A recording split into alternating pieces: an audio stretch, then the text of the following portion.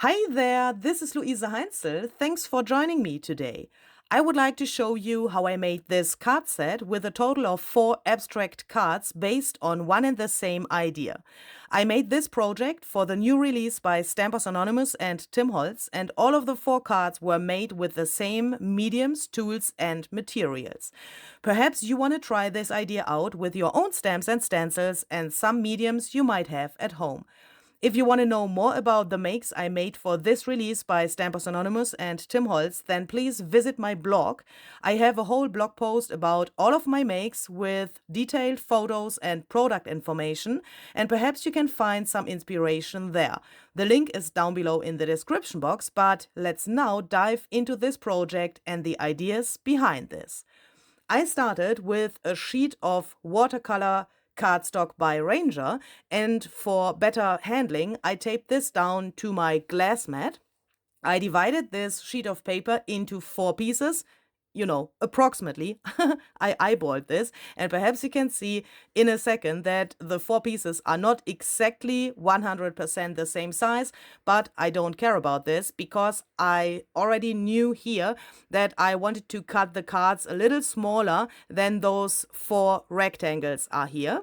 But of course, you could also measure this really exactly, especially then when you want to divide the sheet into 4 pieces without cutting them smaller. And then I wanted to make a really abstract background with the stamps from the new release. So I have chosen these little quotes here from the Curiosity Shop set. And I started, as you can see, relatively carefully stamping because in this stage of the project, I couldn't really imagine how this would come out because, to be honest, I have never done something like this before, but I thought it must be possible to create a background with the stamps you have. And that is also one of the ideas behind this whole set of cards. Use what you have. I mean, I say that very often, but in this case, with stamps, this is really easy to do because you just have to choose some like more tiny stamps, like these little quotes here with the little letters, and then you can start stamping. And that doesn't have to be like quote stamps. Yeah, that can also be something else. That could also be some botanicals or some other stamps you like. The main idea behind this is to like stamp a frame around this and also use the second generation of stamping. As you can see, I ink the stamp, then I stamp, then it's really black, and then I stamp again without inking the stamp again, so that you get the second generation of the stamp, and that gets, of course, a little lighter and a little grayish. And that brings a little dimension to your background and more interest, of course, as well. Then I have taken these big numbers. I'm so in love with this new stamp set. It's absolutely amazing. This set is called Paint by Number, and these numbers, as you can see, they look like they have been made with a paintbrush, and they have these really cool imperfections, and that looks so amazing. And as you can see, I've used the second generation of stamping here as well, and later on I even used the third generation for having some more variation of this black.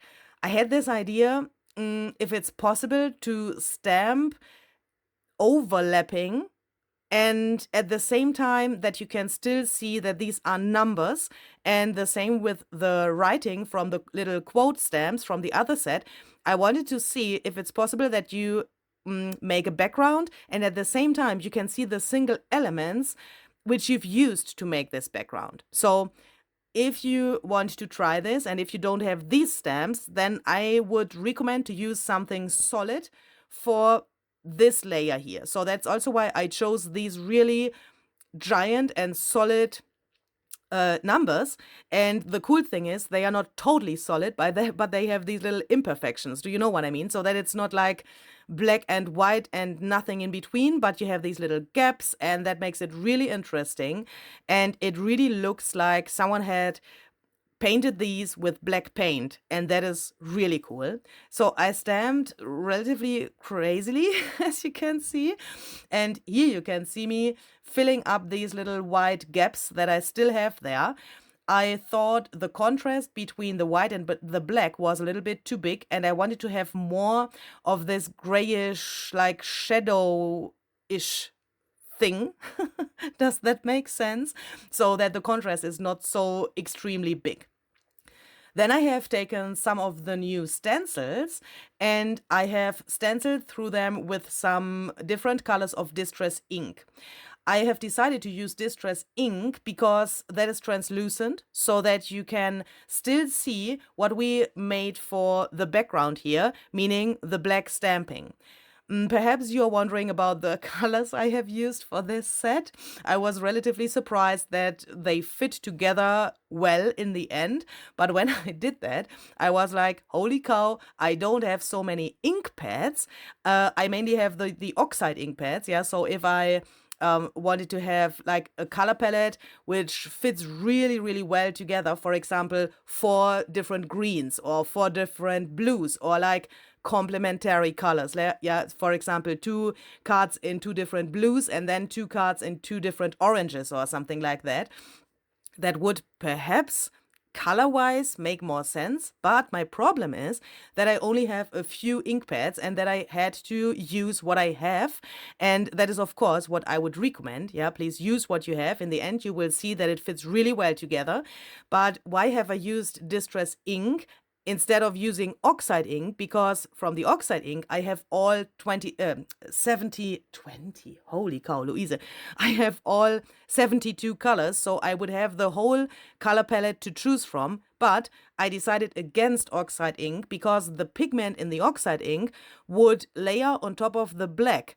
And then I thought perhaps this looks not so nice, because I wanted to have these spots of color in between of the black and white. Yeah, so meaning if I would have used oxide ink, then I would have a totally different effect on my cards. Of course, you could try this out, but then you would get a different result.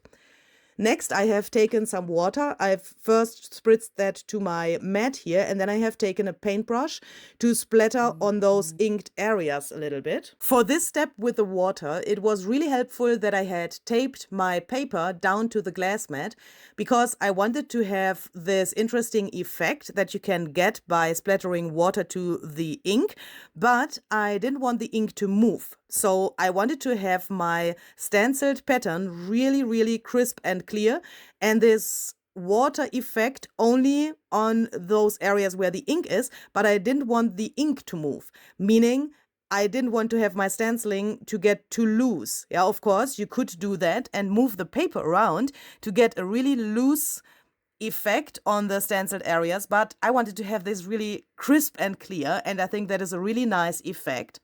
I dried everything with my heat gun, and then I did the next step. I have taken some of the new stencils, which I really, really love, and I have taken some texture paste black to get the black to my texture here as well. Of course, you could take white texture paste as well, but this texture paste is just amazing. And I wanted to have this really visible in the foreground.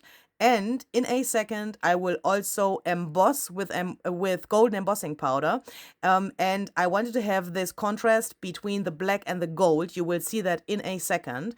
So I have taken a palette knife and I brought the texture paste through 4 different stencils from the new release, so that you can see it's like the same technique, meaning stenciling, but a different pattern on each of the cards. I did that with the stenciling with the ink in the step before as well, so that we get some, different elements, even if they are made with the same tools and mediums. The stencils I choose for making these cards totally remind me to the work of the artist Hundertwasser, because, he also has black colors, and what he also has is like abstract shapes, but sometimes a little chubby, somehow cartoonish in my eyes, or with my words, yeah. So I also decided to take some golden embossing powder, because in the work of Hundertwasser there are also golden elements. Imagine the houses he designed. There are a lot of contrasting colors, black and also gold. So I thought I sprinkle a little bit of golden embossing powder to the wet black texture paste and then let that dry, of course, and then emboss it. And as you can perhaps see, I do this really carefully, you know, like a little fairy. Sprinkling a little fairy dust to these stenciled areas with the texture paste, because I wanted that the embossing powder is not everywhere, but only on several, like, yeah, really thin, and on only a few areas of the black texture paste. I mean, I wanted to have a lot of gold, but not everywhere on the paste. Do you know what I mean? So that you can, when you emboss this, still see the black texture paste in some spots. And if you would, you know, throw the embossing powder onto the whole stenciled area and really thick, then that would not be possible. So if you want to do this, then be careful with your amount of embossing powder you add to the paste. I have let everything dry, meaning let the paste dry, and then you can easily emboss the areas with your embossing gun, or in this case I used the heated tool by Ranger. Takes a little longer but works as well. And then we have this cool effect. And as you can see, the paper was a little static, and a little bit of the embossing powder also went to the background. I really like that. Even if I removed some of that with a dry paintbrush, I let some of these little tiny pieces there so that we get a connection between the stenciled area and the background as well. Then I have taken these little quotes here from the set Abstract Florals to stamp them to a piece of white watercolor paper to give the cards like a theme, yeah, and a quote. I really like quotes on cards. I mean, that is cool if you want to give the card to someone, or if you want to sell them, for example, then, you know, it's nice when the card has a message. So I stamped these. I like the font of these in combination with these, like, straight and somehow, I don't know how I can say that in English. The font is really whimsical and a little bit irregular and chubby as well. So it's, for me, a contrast to this abstract feeling of the card itself. So that's why I have chosen these stamps here. And they are really somehow big, so that they are really popping out when you get the card with this, you know, a ton of texture and all of that. And then you can read the quote really well when it's big enough. While I cut these, I decided that I want to staple this white layer on a piece of black watercolor paper to give the quote a little frame and more black. I think that looks really nice. And I haven't glued the white paper to the black paper in this step, but I only stapled it. That is really sturdy and durable, of course. And at the same time, you can get a little tiny distance between the white paper and the black paper, meaning you get somehow a tiny bit of dimension as well without using, for example, foam tape or something like that. If you know me, you know I think foam tape sucks. I don't like to use that. So then I cut 4 black bases for my cards because I wanted to have the black again as a frame for all of the cards. And after cutting these, I mounted the cards, you know, the top layer onto the black layer with some double-sided tape. And then we have a little black frame all around the 4 cards. I think that looks really, yeah, somehow elegant and artsy and abstract at the same time. I really like this black frame. I have also taken this to my sewing machine to sew around the cards, again, to get more black and also to make this a little more interesting. And yeah, it's really easy. I love sewing. And when I make cards, I sew nearly every time on every card. I think that is a really nice addition, especially if you want that the person who gets the card can see that this is handmade. And I also like those imperfections with sewing because, you know, I'm not a sewing expert. And then you can see that the card was handmade. To give this a little more interest and texture, I have taken some threads from my sewing machine. I always save these when I sew. You know, you always have these leftovers. I save them and then I can use them for something like this. I placed these threads on the golden area and then I have put the quote on top, but on the where the gold meets the background, so that it is a connection somehow between the more colorful areas and the golden areas. I think that, when I came to that idea to do it like that, it was really helpful because then I could do that on the other cards in exactly the same way and I didn't have to think about where to put the quote. That is sometimes like a struggle for me that can take hours until I know where to put a quote. So since I found the position on the first card, it was really easy to do the same thing on the other cards, and that makes them cohesive, of course, as well.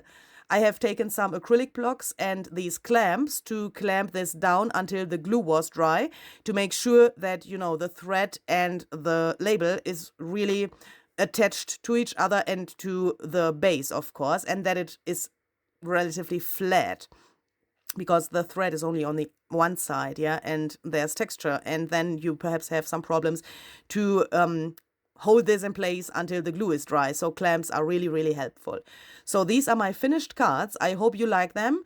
Let me know what you think about this idea, and I'm really hoping that you want to try out something like this with your own stamps and stencils and mediums, because this is just a lot of fun. So see you the next time. Have a very great and creative day. Bye bye.